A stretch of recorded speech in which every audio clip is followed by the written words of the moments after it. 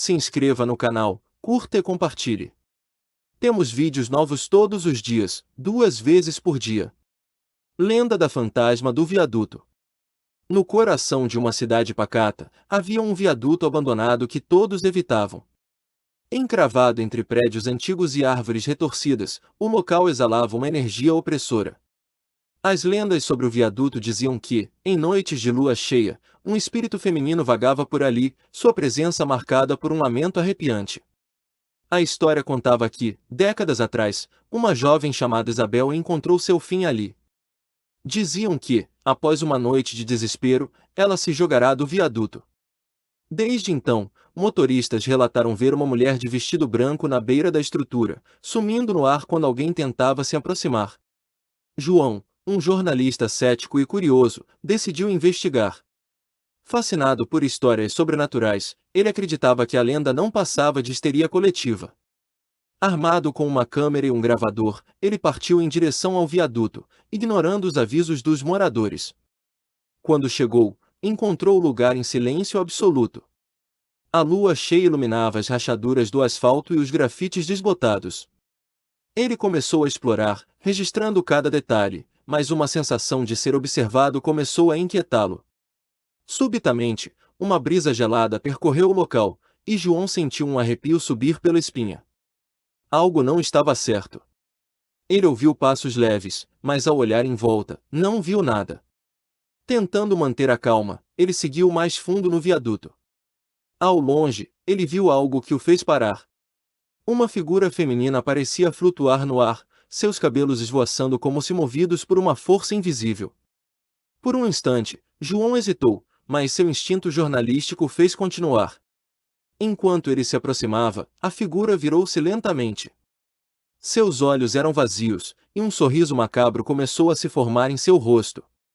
Antes que ele pudesse reagir, a mulher desapareceu, deixando no ar apenas um perfume floral e um eco distante de risadas.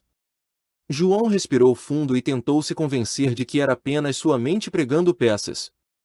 Mas no fundo, ele sabia, algo sobrenatural o aguardava naquele viaduto. João voltou para casa naquela noite, mas não conseguiu dormir.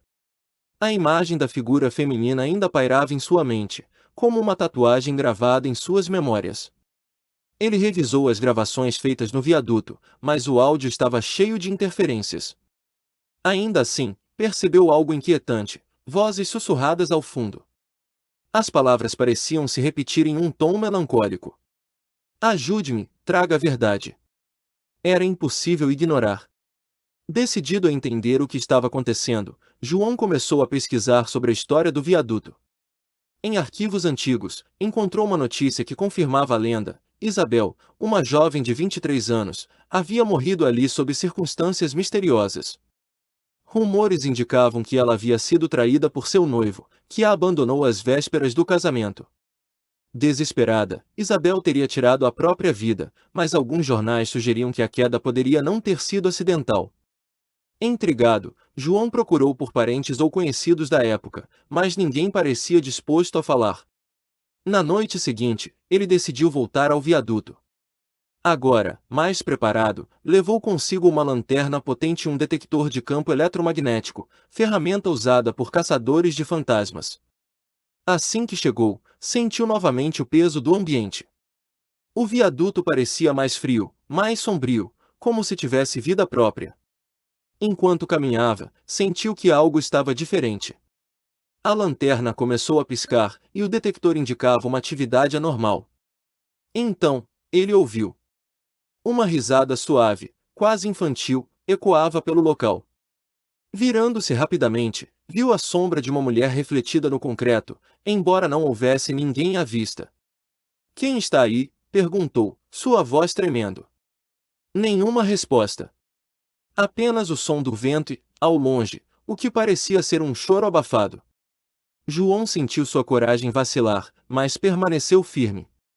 Ele precisava da verdade, mesmo que isso significasse enfrentar seus maiores medos.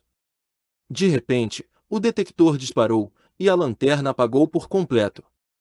No breu, ele ouviu uma frase clara, como se dita ao pé de seu ouvido: "Você não deveria estar aqui." João acordou em casa, sem se lembrar de como havia saído do viaduto. Era como se uma parte da noite tivesse sido apagada de sua memória. Sua cabeça doía, e um leve arranhão em seu braço formava um símbolo que ele não reconhecia. Desesperado, procurou um especialista em simbologia. O especialista, um homem idoso chamado Antônio, ficou pálido ao ver o desenho. Isso é um símbolo de busca pela verdade. É como um convite, ou uma maldição. Ele explicou que espíritos presos entre o mundo dos vivos e dos mortos usavam marcas para se conectar com aqueles que poderiam ajudá-los.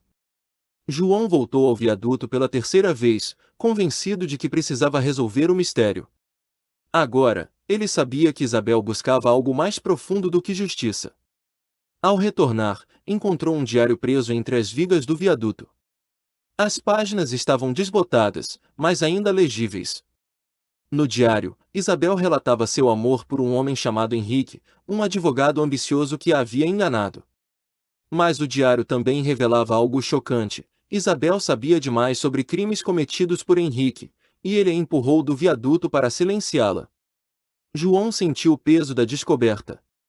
A lenda não era apenas sobre um espírito perdido, mas sobre uma injustiça terrível que precisava ser exposta.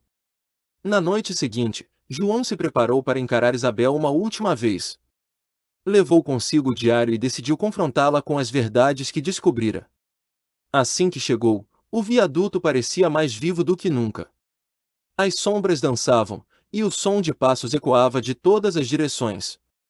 Isabel, gritou ele. Eu sei o que aconteceu. Eu sei quem foi Henrique. Sua voz ecoou, e a figura feminina apareceu novamente. Dessa vez, mais clara e menos ameaçadora. Seus olhos, antes vazios, agora brilhavam com uma mistura de dor e gratidão. Você precisa contar ao mundo, disse ela, sua voz reverberando como um lamento. Ele ainda vive sem pagar por seus pecados. João prometeu que faria justiça. Mas enquanto Isabel desaparecia em uma névoa brilhante, um vento forte soprou, derrubando-o ao chão. Quando olhou ao redor, percebeu que não estava sozinho. Uma silhueta masculina observava de longe. Era Henrique. Henrique, agora idoso, havia seguido os passos de João, temendo que o jornalista descobrisse a verdade. Armado, ele tentou intimidá-lo, mas João não se deixou abalar. Eu tenho provas, Henrique. Tudo será revelado. Henrique avançou, mas antes que pudesse agir, o ambiente mudou. Uma força invisível tomou conta do lugar, e a figura de Isabel surgiu novamente. Desta vez, ela não estava sozinha. Outras figuras espectrais emergiram das sombras, vítimas passadas de Henrique, clamando por justiça. O homem caiu de joelhos, aterrorizado, enquanto Isabel se aproximava. Sua hora chegou, disse ela, antes que os espíritos o cercassem, levando-o consigo para as profundezas do viaduto. João assistiu, atônito, enquanto tudo voltava ao normal. O viaduto ficou em silêncio, e o ar pesado dissipou-se. Ele sabia que não poderia explicar o que testemunhara, mas tinha a responsabilidade de contar a história. Ao publicar sua investigação, João trouxe à tona os crimes de Henrique e deu paz ao espírito de Isabel. O viaduto, antes temido, tornou-se um memorial. E as lendas sobre a fantasma do viaduto deixaram de ser de terror, transformando-se em um conto de justiça e redenção.